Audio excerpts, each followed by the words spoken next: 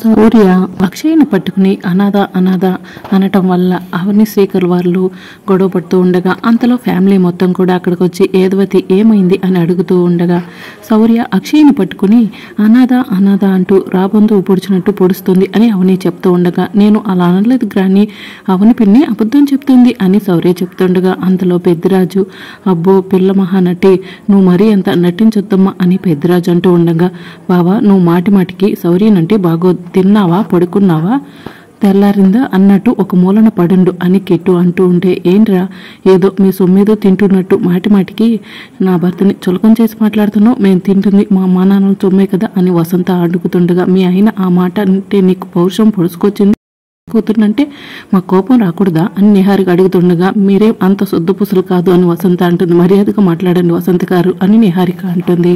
మర్యాదగా అంటే మేము అంటామని వసంత అంటూ ఉండగా అంతలో ప్రసాదరావు వసంత ఆగండమ్మా ఏంటమ్మా ఇదని అడుగుతూ ఉంటాడు. కూతురు మాట్లాడిన దాంట్లో తప్పేముంది మావయ్య గారు, అక్షయ్ అనాథ కదా, అనాథ కాబట్టే కదా మన ఇంటికి వచ్చింది, లేకపోతే ఎందుకు వస్తుంది, అక్షయ్ ముమ్మాటికే అనాథే అనాథే అనాథే అని పదే పదే నిహారిక మాట్లాడుతూ ఉండగా ఇక అవని చాలా కోపంతో వెళ్ళిపోతూ వచ్చి నిహారిక చెంప పగలగొట్టి చాలా సీరియస్గా చూస్తుండగా అందరూ ఒకసారిగా షాక్ అవుతుంటారు.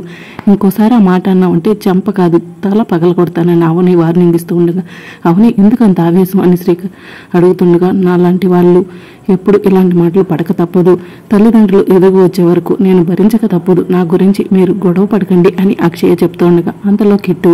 అమ్మ ఇప్పుడు అవని భార్య మీద ఎందుకు చేసుకుందమ్మా ముందు అది చెప్పాలి అని కిట్టు కూడా అడుగుతుండగా కుటుంబం పెద్దగా ఈ సమయంలో నేను ఈ మాట అనకూడదు కానీ సందర్భం వచ్చింది కాబట్టి అంటున్నాను, తల్లిదండ్రులు లేని వాళ్ళని అనాథే అంటారు కదా, నిహారిక అన్నదంతా తప్పేముంది, నిహారిక మీద నువ్వు చేసుకోవాల్సిన అవసరం ఏముంది, నా ఎదురుగానే నువ్వు నా రెండో కోడల మీద చేసుకున్నంటే నువ్వు నాకు ఇచ్చి విలువ ఏముంది అని వేదవతి అడగటంతో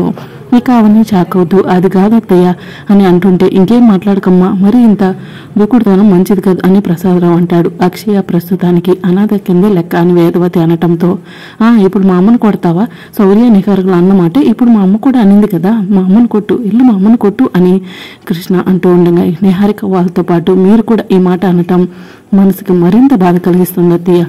కూతురు దూరమై ఎక్కడో అనాథలా బ్రతుకుతుంది, బిడ్డ కూడా ఇలాంటి అవమానాలు పడుతుంది కదా, ఇలాంటి బాధలే భరిస్తూ ఉంటుంది కదా, అక్షయ్ని తిడుతున్న ప్రతిసారి నాకు అందుకే బాధగా ఉంటుంది, అక్షయ్ని ఎవరైనా చిన్న మాట అంటే తట్టుకోలేకపోతున్నాను అని అవని కన్నీళ్లు పెట్టుకుంటూ అడుగుతూ ఉండగా నీకు బిడ్డ విషయంలో ఆవేదన ఉండటంలో తప్పులేదు, అక్షయ్ మీద ప్రేమ ఉండటంలోనూ తప్పులేదు, నీ ప్రేమకు హద్దులు ఉండకపోయినా పర్వాలేదు, నీ ప్రవర్తనకు మాత్రం హద్దులు ఉండాలి అని వేదవతి చెప్తుండగా శ్రీకర్ కొన్ని అధికారాలని చేతులకు తీసుకోవడం ప్రమాదమని నీ భార్యకు నువ్వు చెప్పుకో, ఇంకొకసారి ఇది రిపీట్ కాకూడదు, నిహరి కూడా మా కోడలి మా ముందు ఇలా చేసుకుంటే చేసిన తప్పుని అవని నువ్వు దండించాల్సి వస్తుంది గుర్తుంచుకోమని అని ప్రసాదరావు గట్టిగా చెప్తుండగా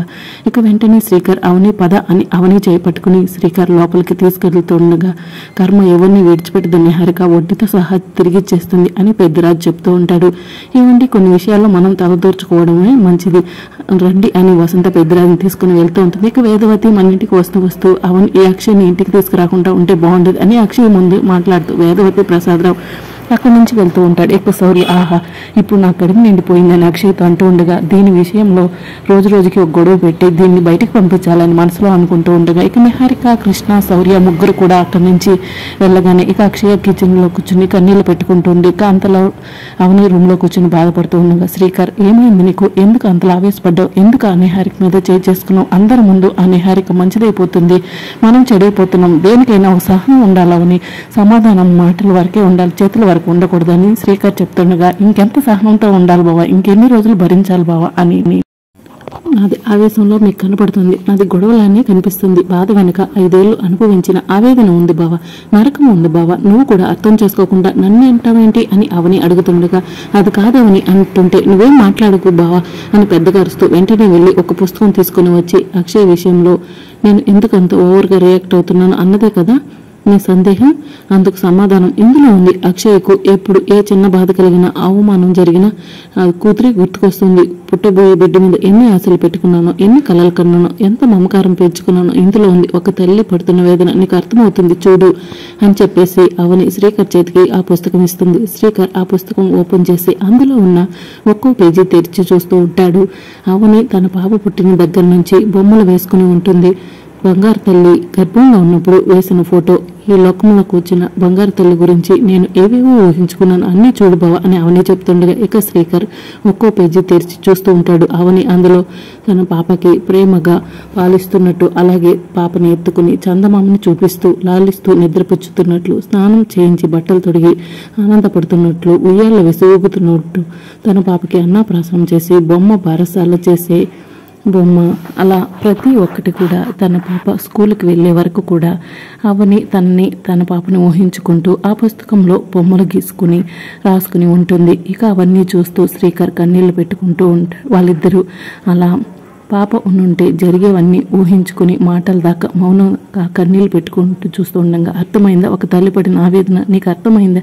ఒక తల్లి రోదన నీకు అర్థమైందా, అవన్నీ దూరం అయిపోయాయి కదా, వాటన్నిటిని ఎవరైనా తీసుకొచ్చి ఇవ్వగలరా, మీ అమ్మ వాళ్ళు తీసుకొచ్చి ఇవ్వగలరా, మీ అమ్మ తీసుకొచ్చి ఇవ్వగలరా, మీరు ఇవ్వగలరా, లేదా ఆ నిహారిక వాళ్ళు ఇవ్వగలరా, చెప్పు బావా చెప్పు. అలాంటి అద్భుతమైన క్షణాలన్నీ దూరం అయిపోయాయి. మధురమైన సంఘటనలు, అమూల్యమైన గుర్తులు అన్నీ దూరం అయిపోయాయి. కోట్లు పెట్టి కొందామనుకున్న అవన్నీ దొరుకుతాయో చెప్పు బావా. 5 ఏళ్లుగా దూరమైన బిడ్డ ఎన్ని కష్టాలను అనుభవిస్తుందని ప్రతి క్షణం మనసుకి రంపకోతలా ఉంది. బిడ్డను అక్షయ్లో చూసుకుంటున్నాను కాబట్టి అక్షయ్ని ఎవరైనా ఏమన్నా అన్నా తట్టుకోలేకపోతున్నాను. ఇప్పుడు చెప్పు, నేను నిహారిక మీద చేయి చేసుకోవడంలో తప్పుందా అని అవని శ్రీకర్ని ప్రశ్నిస్తూ ఉంటుంది. ఇక శ్రీకర్ అవని ఆవేదన చూసి వెంటనే హక్ చేసుకుని ఓదార్స్తూ కన్నీళ్లు తుడిచి, ఒకవైపు కూతురు దూరమైంది అన్న బాధ, మరోవైపు అక్షయ్ని కూతురులా చూసుకుంటూ తను ఎవరైనా ఏమన్నా అంటే తట్టుకోలేని నరకం నేను అర్థం చేసుకో, కానీ రేపటి రోజున అక్షయ్ తల్లిదండ్రులు వస్తే అప్పుడు అక్షయ్ని తీసుకుని వెళ్ళిపోతే నువ్వు తట్టుకోగలవా అని శ్రీకర్ అడుగుతూ ఉంటాడు. ఇక దాంతో అవని కూర్చుండిపోయి ఏడుస్తూ ఉంటుంది. ఇక తర్వాత నిహారిక వాళ్ళ అమ్మ నాన్న ఇంటికి వెళ్ళి గౌతమి గౌతమి డాడీ డాడీ అని కంగారు పడుతూ పిలుస్తుంది. మేడ మీదకి వెళ్ళి రూమ్లో డోర్ తెచ్చి చూసేసరికి గౌతమిని తన హస్బెండ్ని కుర్చీకి కట్టేసి వాళ్ళ మధ్యలో పామును ఏర్పాటు చేసి ఉంటుంది. వాళ్ళిద్దరిని ఆ సిచ్యువేషన్లో చూసి నిహారిక ఒక్కసారిగా షాక్ అయిపోతుంది. గౌతమి అలా వాళ్ళిద్దరు నోటుకున్న ప్లాస్టర్ తీసేసి, ఏంటిది, ఎవరు ఇలా చేశారు, మీరు ఈ కండిషన్లో ఉన్నారని ఎవరు అజ్ఞాత వ్యక్తి నాకు ఫోన్ చేసి చెప్పారు, నాకు ఫోన్ చేసింది ఎవరు, మీకు ఇలాంటి పరిస్థితి తీసుకొచ్చింది ఎవరు అని నిహారిక వాళ్ళ కట్లు విప్పదీస్తూ అడుగుతూ ఉంటుంది. ఆ రాక్షసుడు మళ్ళీ ఎంటర్ అయ్యాడు, నిహారిక ఆ దుర్మార్గుడు మళ్ళీ మన ఇంటికి వచ్చాడమ్మా అని వాళ్ళ అమ్మ నాన్న ఇద్దరు చెప్తుండగా నిహారిక కంగారు పడుతూ ఎవరు అని అడుగుతుండగా, అంతలో అక్కడికి ఒక వ్యక్తి మాస్క్ పెట్టుకుని వచ్చి నేనే అని చెప్తూ ఉంటాడు. గౌతమి నా తమ్ముడు వికాస్ గాడమ్మ అని గౌతమి చెప్తుండగానే ఇక వెంటనే వికాస్ తన మొహానికి ఉన్న మాస్క్ తీసుకుని వికాస్ ఈజ్ బ్యాక్ అని చెప్తూ ముందుకు వస్తూ ఉంటాడు. ఎందుకు వచ్చావు అని నిహారిక అడుగుతూ ఉంటుంది. నన్ను అరెస్ట్ చేయించడం వల్ల నేను లైఫ్ లాంగ్లో ఉండిపోతాను అనుకున్నావా డార్లింగ్, బయటికి రావడం, దుబాయ్కి వెళ్ళి వ్యాపారాలు చేయడం, నష్టపడడం అన్నీ జరిగిపోయాయి, అందుకే ఇక్కడికి వచ్చా, అక్క బావలకి టైం బాంబ్ ఫిక్స్ చేశా అని వికాస్ చెప్తూ ఉండగా, ఎందుకు నిహారిక అడుగుతూ, అర్జెంటుగా 50 లక్షలు కావాలి నాకు, అక్క బావలు ఏమో అన్నారు, అందుకే ఇలా కట్టేశా అని వికాస్ చెప్తుండగా ఇక నిహారిక ఒక్కసారిగా షాక్ అవుతూ ఉంటుంది. తరువాయి భాగంలో ప్రయత్నంతో బిడ్డ దొరుకుతుంది అన్న వాసలు సన్నగిలిపోయే చచ్చిపోయే. ఇక మీరు మీ దేవుడు సమస్యలకు పరిష్కారం చూపించాలి, మీరు ఈరోజు నాకు ఏదో ఒకటి చెప్పండి, ఇక్కడి నుంచి కదలను, లేదంటే ఇక్కడే చేస్తానన్న అవని గురువుగారి ఆశ్రమానికి వెళ్ళి సిద్ధేశ్వర స్వామిని నిలదీసి అడుగుతూ ఉంటే ఇక గురువుగారు అవని మాట విని, కూతురు గురించి రోజు నేను ఆలోచిస్తూనే ఉన్నానమ్మా, నీ వంశానికి ఏదైనా గొప్ప బహుమతి ఇవ్వగలుగుతాను అంటే అది ఆ బిడ్డే. శివరాత్రి నాడు నేను ఎట్టి పరిస్థితుల్లోనూ నీ బిడ్డ వివరాలు నీకు తెలియజేస్తాను అని గురువుగారు అవనికి చెప్పి మాటిస్తూ ఉంటాడు.